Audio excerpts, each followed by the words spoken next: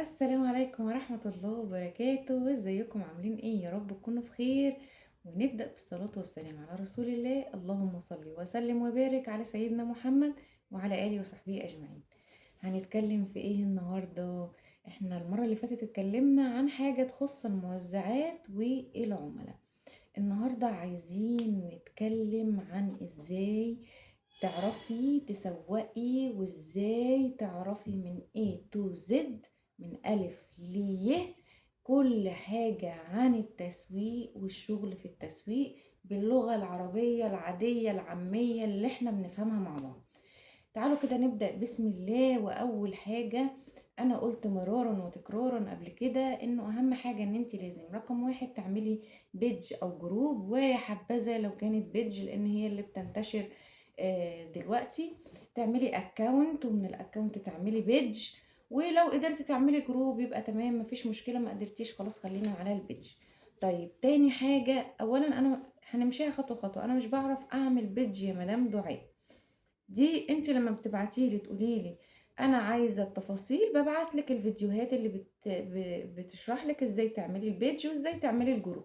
وهبقى اصور فيديوهات جديده تاني من على اللابتوب زي ايه، الباوربوينت اللي انا بعمله ده. هبقى اصور لكم بيه ايه، شرح جديد يعني. تمام. تمام.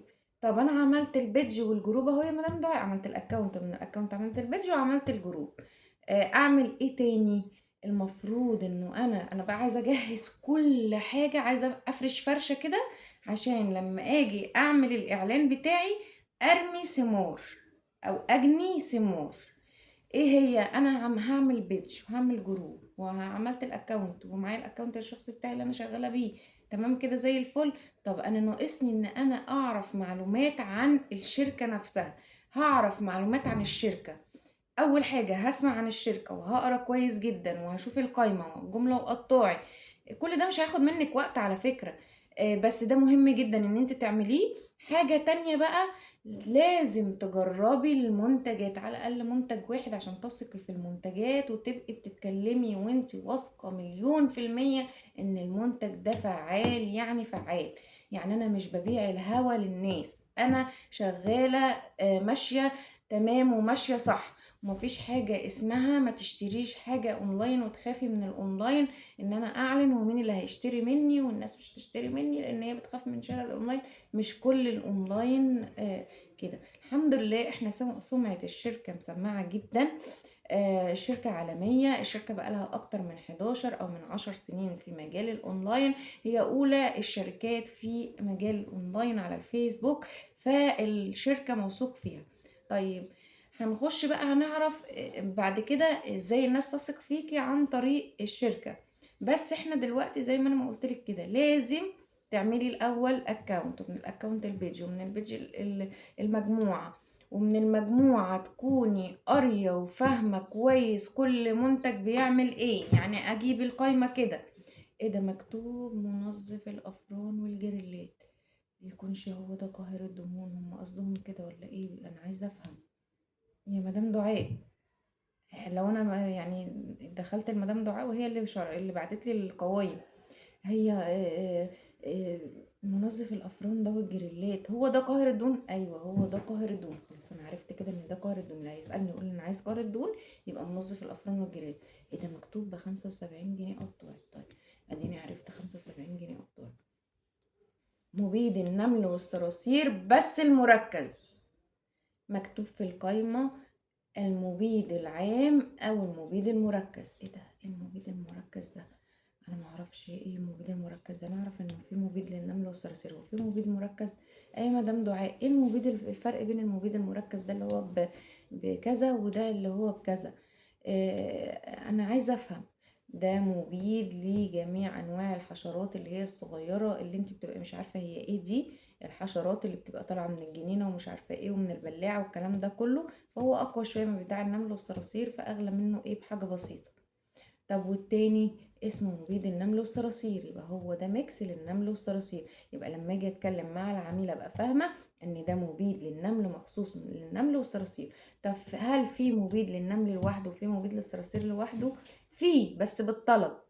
في ناس بتقول انا عايزه مبيد للنمل لوحده، وفي عايزه للصراصير لوحده. ده بيجي بالطلب، بيبقى يعني ممكن تطلبيه من الشركه بينك وبينها، لكن مش مكتوب في القائمه. طيب في مبيد براغيث، في مبيد عثة، في مبيد سمكة فضية، في مبيد بقى في كذا كذا كده. الحاجات المفهومة دي تمام. طيب مبيد الملابس مكتوب ايه؟ منظف مبيد للملابس او بودرة تبييض للملابس. ايه ده؟ هو ده هي دي بودرة المبيض للملابس؟ يبقى انا لازم اكون فاهمة. دي بتقول لي انا عايزه منظف ينظف الصدى والكلس والتجيير والكلام ده كله. ما انا لو كنت قريت عن منظف الحمامات كنت عرفت ان منظف الحمامات للصدى والكلس والتجيير والترسبات والجيريه. يبقى انا لازم اقرا القايمه. ولما اقرا القايمه، لما اجي اعلن الاعلان عن المنتج، مثلا انا هعلن النهارده، قررت دي برضو حاجه من الحاجات اللي المفروض ان انا اتعلمها. انا النهارده طول النهار في اعلاناتي مش هتكلم غير على منتج او منتجين، وممكن اختار منتج واحد بس، اللي هو مثلا انا هتكلم النهارده عن منظف الحمامات. هجيبه بالاوجه بتاعته كلها، الاوجه بتاعته كلها. ان هو بينظف الكلس، التجيير، الترسبات الجيريه، الحبر، ومش عارفه ايه. بعد ما اعلن عن الشق اللي هو الخاص بالمنظف، ان هو للكلس والتجيير والصدى والكلام ده كله، والناس خلاص تشوف البوست ده، بعدها بساعتين 3 كده اقوم جايه اقول ايه، لا وكمان مش بس كده، ده هو كمان امن على الملابس، وبيعمل كذا وبيعمل كذا، وبيشيل الحبر وبيشيل كذا وبيشيل كذا، عشان الناس تبقى خدت فكره عنه، ان هو الاول منظف، وبعد كده ان هو اقدر احطه على الملابس. طيب لما يجوا يسالوكي سؤال لازم تكوني فاهماه. يعني مثلا هتقولك انا دلوقتي هحطه على الملابس ازاي، وده منظف واكيد فيه كيميكال وكده والكلام ده كله. تقوم انت محضره الرد بتاعك وتقولي ان احنا الشركه بتاعتنا شركه منظفات فنادق مصنوعه بتقنيه النانو تكنولوجي، ومرخصه وحاصله على الايزو، وامنه جدا على الملابس وعلى الانسان وعلى الحيوان، لان احنا المبيدات بتاعتنا امنه جدا على الانسان والحيوان والطيور وكل حاجه. فما اعتقدش انه في شركة هتكون بكل المميزات دي ومش هتعمل منظفاتها ان هي امنة برضو على الغسالات الاوتوماتيك والغسالات العادية والغسيل العادي، وامنة على المنسوجات كمان. فمهم جدا ان انت تكوني عارفة انت بتتكلمي على ايه، بتتكلمي في ايه.